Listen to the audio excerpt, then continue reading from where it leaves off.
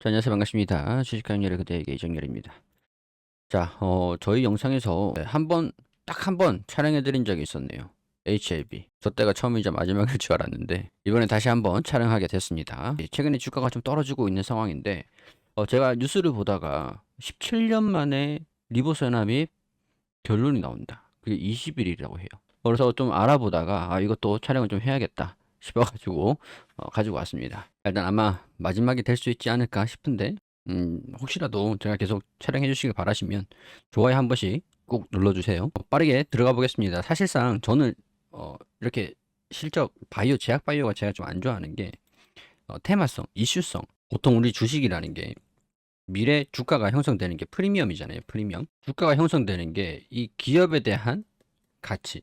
이게 약물이죠. 이 기업이 뭐 다른 기업들도 다 마찬가지겠지만 이 약물을 판매하는 그런 시장 가치가 이 기업에 대한 가치가 되고 미래 가치가 나중에 이제 이 약물을 팔았을 때 이 기업의 자산 가치가 기업 가치가 어떻게 바뀔 것이다.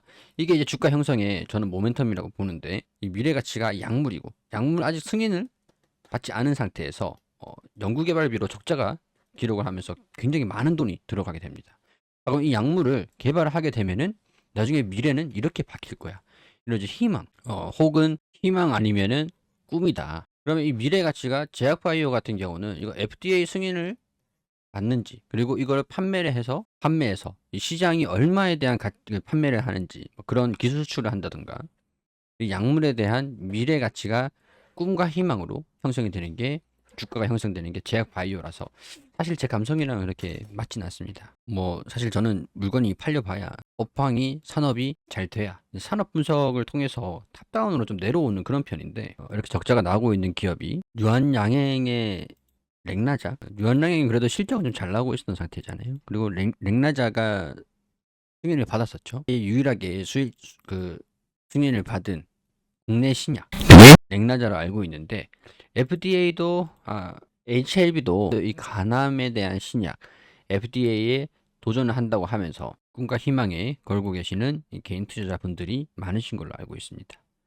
자, 근데 이게 이제 곧 17년 만에 결론이 나올 것 같다라고 해요. 자, 관련 기사를 찾아보겠습니다. 더 바이오라는 매체에서 나온 기사인데 이 HAB가 FDA CMC 실사가 완료됐고 오는 3월 20일 내에서 허가 여부가 발표될 것 같다. 자, 항서제약이랑 같이 공동 개발을 하고 있는 상태라고 하고요. 이 마지막 관문인 품질 관리 실사가 완료됐다.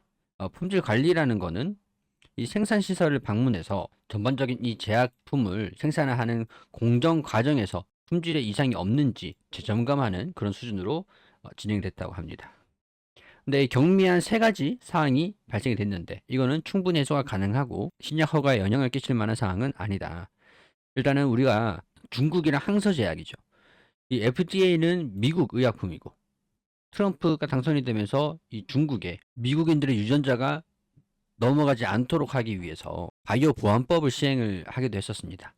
이 중국의 항서제약이라는 것 자체만으로도 이 미국과 중국의 관계를 고려했을 때 이 승인이 나오는 게 가능할까 이런 우려감들도 한때는 반영이 된 적도 있었어요. 자, 그래서 주가가 좀 떨어지기도 했는데 지난해 11월 완료된 임상병원 모니터링 실사에 이어서 이번 생산시설을 점검하는 CMC 실사도 예정보다 일찍 진행이 됐다라고 하죠. 이 항서제약하고 엘레바가 모두 빠르게 개선이 가능하다고 의견을 모기도 했었고 이에 따라서 신약 허가에 대한 기대감도 높아진 상태라고 합니다. 그리고 이번에 FDA에서 3월 20일, 지금 3월 13일인데 이제 7일 정도가 남았어요. 7일 남은 미국 FDA 간암 신약 허가, 트럼프 허들 넘어설까?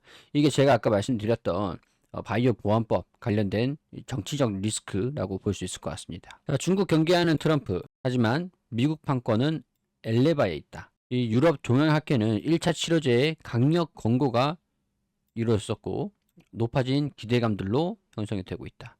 간암 신약이 FDA 승인 결정을 일주일가량 앞두고 있다. 지난해 5월 FDA가 리보세나 및 칼렐리주와 변연요법 승인에 대해 보완을 요구한 지 10개월 만의 결과다. 이 최종 승인을 받으면 렉나자에 이어 미국 문턱을 넘은 두 번째 국산 항암제가 된다. 리보세나님은 HLB가 특허권을 보유하고 있는 경구형 표적 항암제다. 고형 암종의 처방이 가능하고 미국 자회사의 엘레바가 글로벌 판권을 인수하면서 본격적인 사업화가 시작됐는데 이 투입한 비용은 5천억 원에 달하는 것으로 알려졌다. 신약 허가를 기다리는 HLB 자사주 매입에 자신감을 드러냈다. 20일까지 처방약 사용자 수수료법에 따라서 HLB의 리보세나믹과 항서제약의 칼렐리주마 병용요법에 대한 최종 허가 여부를 공개해야 되는데 한국 시간으로는 21일까지라고 합니다. 근데 그 전에 결과도 공개될 수 있다고 하죠. 과거에 한 차례 고배를 마시기도 했는데 이 제조 공정에서 일부 임상 사이트에 대한 실사 진행 불발을 이유로 보안 요구 서한의 결정을 내리기도 했었죠. 이번에 신약 허가를 7일 남은 이런 상황에서 이 진영곤 HLB 회장이 잇따라 자사주를 매집하면서 낙관적인 시그널을 던지고 있다. 이게 조금 뭐 블러핑인지는 모르겠지만 일단 HLB 바이오스텝 주식 21만 주 가량을 매수를 했고 지난 1월에는 HLB 이노베이션 주식 10만 주, 2월에는 HLB 바이오스텝 이 세종 승인을 앞두고 있는 상태에서 적극적으로 이런 식으로 순매수를 보여주고 있다는 기사도 나와주고 있습니다. 유럽 종양학회에서 발간한 암세포암 진단 치료 가이드라인 여기에서 리보세나믹, 칼렐리주마 병용요법이 1차 치료제로 등재되면서 FDA의 통과 기대감들이 더욱 커지고 있는 상태고 이 병용요법에서 치료 효과를 뒷받침하는 임상 연구 근거가 매우 뛰어나다. 간 기능이 비교적 양호한 간암 환자를 대상으로 하는 1차 치료제로 공고했다. 다른 기사들은 뭐 일단은 결론적으로 정리를 해보면 뭐 20일 한국 시간으로 21일까지 이 FDA 허가를 해줘야 되는데 이런 관련된 소식들이 있을 것인데 그 전에 진양곤 회장이 이 자사주에 대한 지분 매집을 적극적으로 이루어주고 있고 이 FDA의 승인 여부들은 유럽의 종양학회에서 1차 치료제로 강력 권고할 수준이라고 하니까 통과될 수 있지 않을까 이런 기대감들이 형성이 되고 있는 상황인데 중국과의 정치적 리스크 같은 경우에서도 미국의 판권은 엘레바에 있기 때문에 영향은 크진 않을 거다 뭐 이렇게 정리를 할 수가 있을 것 같죠. 치에빌 같은 경우에도 지난해 간암 신약 허가 불발에 따라서 미국 현지 직판 영업 판매 인력 60여 명을 충원했다가 다시 전원 해고하면서 지금 다시 인력 모집에 나선 점도 허가 기대감을 다시 방증하고 있다고 합니다. 허가가 또다시 불발된다면 후폭풍도 후폭풍이지만 허가를 받더라도 안심하기는 이르다고 하죠. 이 미국과 중국 간 정치적 리스크를 감내하더라도 허가를 득한다고 해도 관세 이슈라는 장벽을 마주해야 된다. 자, 일단은 뭐 굉장히 상황이 복잡하고 좀 어려운 것 같아요. 21일에 결과가 좀 나온다고 하니까 우리 주주분들은 좀 걱정하시는 분들은 외국인 기관에서는 좀 매도를 하면서 좀 관망하는 분위기인 것 같고 개인 투자자분들께서는 순매수를 하면서 주가가 떨어지는 거를 좀 기대 요인으로 활용하고 있는 것 같습니다. 자, 일단은 저라고 한다면 이 기술적인 부분들이 굉장히 좀 중요할 것 같은데 대응을 잡아가는 거를 좀 냉정하게 잡아야 할 것 같아요. 냉정하게 따지고 보면은 FDA 승인을 받을 수 있을지 없을지 뭐 그런 부분들 자체로 저로서도 알 수 없는 부분들이고 약간 배팅을 하는 그런 성격이 강하잖아요. 그렇기 때문에 기준이 좀 많이 중요할 것 같은데 이 기준을 말씀드리기 전에서 저희가 이벤트 하나 설명드리고 가겠습니다. 자, 우리 주식 강의를 그대에게 하고 우리 제도권 투자 금융 자문사 보넥스트 투자 자문하고 협업을 하게 됐습니다. 그래서 이 이벤트 말씀을 드릴 건데 첫 번째 혜택은 검색식을 무료로 드리고 있습니다.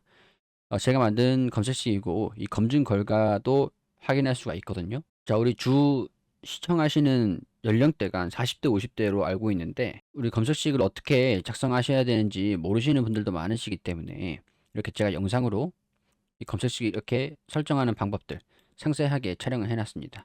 이걸 영상으로 드려야 되는 거기 때문에 여러분들 받고 싶으신 분들은 이메일을 알려주셔야 돼요. 우리 영상 하단에 지금 보시는 이 영상의 하단에 더보기가 있습니다.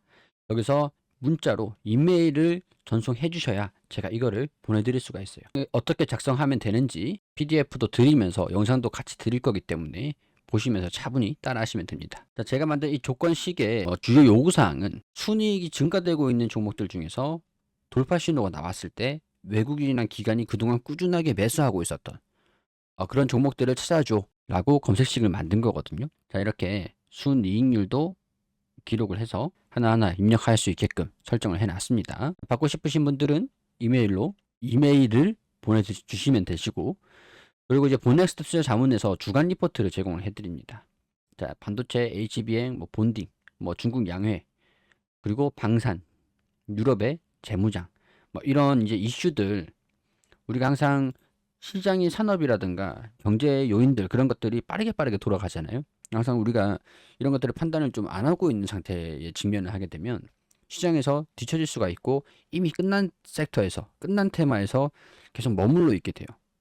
앞으로 이제 주목할 만한 그런 산업이 어떤 건지 이걸 파악을 안 하게 되면은 우리가 주식에서 기회를 놓치게 된다는 거죠. 투자 기회를 놓칠 수밖에 없게 되는 건데 이 주간 리포트가 이렇게 설명을 해주시다 보니까 주간 리포트 제공을 받으면서 이걸 좀 빠르게 파악할 수 있다라는 거고 여기에 따른 이제 수혜주들 한 종목씩 알려주시는데 여기 주가 전망하고 산업 분석해 주시고 목표가도 이렇게 제시를 해주세요. 여기 보시면 내재 가치를 계산을 합니다. 저랑 굉장히 좀 잘 맞잖아요. 저도 이제 재무 같은 거 보면서 주당 가치가 얼마 되는지, 미래 성장성이 어떻게 되는지, 이익률이, 자산 가치가, 성장성이, 영업이익률이, 그래서 이 기업이 유통 비율이 얼마인데 주당 가치가 얼마다. 저도 약간 그런 식으로 접근하는 편인데 역시 제도권 자문사다 보니까 이런 식으로 접근을 하시더라고요. 이 방식으로 종목을 내가 가지고 있는 종목이 미래 성장성이 좀 있는지 없는지 불안하실 거잖아요. 종목 진단도 이 제도권 금융회사라서 가능합니다. 카톡방도 이렇게 운영을 하고 있어요. 카톡방 같은 경우에도 이렇게 수익이 올라가는 종목들 잘 잡아주시더라고요. 항상 우리가 주식에서 혼자 매수 매도를 하다 보면은 이게 판단이 맞는지 아닌지 쉽게 결정하는 것 자체가 어렵습니다. 그래서 내동매매를 하게 되는 건데 우리 이렇게 금융사에 같이 진행을 하시다 보면 그 내동매매 하시는 횟수 자체가 줄어들 수가 있겠죠. 티로보틱스도 오늘 8%, 이 퀄리타스 반도체 이것도 12%, 엑스게이트도 6%. 저도 이 방에 지금 들어와 있습니다. 들어와서 함께 하고 있으니까요.